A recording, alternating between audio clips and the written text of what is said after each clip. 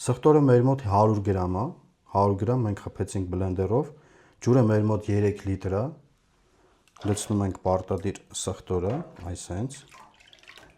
Մենք ունենք պատրաստի չամանը, բիբարը, սխտորը արդեն կշռել ենք,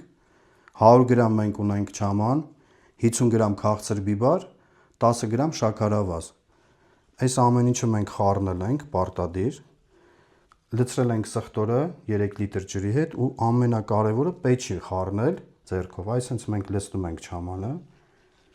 այսինքն ինքը արդեն մանրից սկսում է սկել ջրի տակ, ջուրը սկսում է արդեն քաշել,